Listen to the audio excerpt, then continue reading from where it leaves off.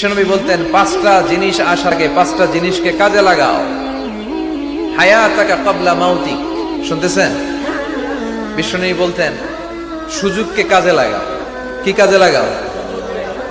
সুযোগ কি সবসময় আসে? বারবার আসে? এজন্য সুযোগকে কাজে লাগানোর দরকার আছে না নাই? বিশ্বনবী বলতেন হায়াতাকা ক্বাবলা মাউতিক, মৃত্যু আসার আগে জীবনকে কাজে লাগাও। এই জীবন আল্লাহর দেয়া সবচেয়ে দামি উপহার আমাদের জন্য, এটাকে যেন আমরা কাজে লাগাই। এরপরে বিশ্বনবী বলছেন শাবাবাকা ক্বাবলা হারামিক, বার্ধক্য আসার আগে তোমার যৌবনকে কাজে লাগাও।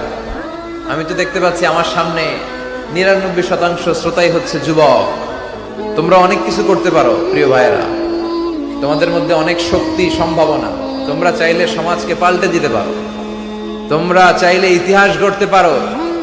এই পৃথিবীতে ভালো ভালো যাই হয়েছে সব করেছে তোমাদের মতো তাগড়া ইয়াংরা, যুবকেরা। চিল্লায় বলো ঠিক কিনা?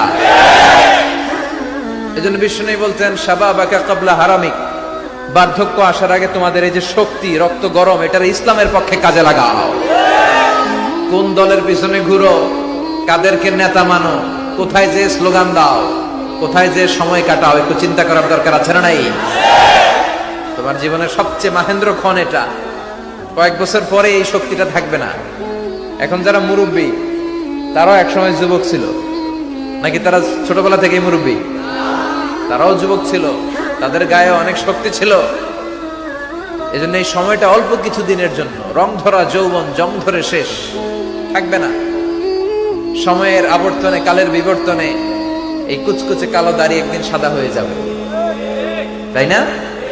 এজন্য এই যৌবনটার জন্য আমরা কাজে লাগাই। এখনই আমাদের কাজ করার সময়, এখনই ছোটার সময়, এখনই দৌড়ানোর সময়।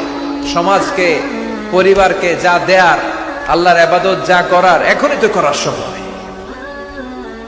এজন্য আমরা যেন যৌবনকে কাজে লাগাই। 3 নম্বরে বিশ্বনবী বলেছেন ফারাগাকা ক্বাবলা শুগলিক, তোমার ব্যস্ততা আসার আগে অবসরকে কাজে লাগাও। মাঝে মাঝে এমন ব্যস্ত আমরা হয়ে পড়ি, নাভিশ্বাস, শ্বাস ফেলার জায়গা থাকে না, ঠিক কিনা? এর ফাঁকে যখন একটু অবসর পাই আমরা ইবাদত করব কার? তারপর বিষ্ণু ইসা ইসলাম বলেছেন গানাকা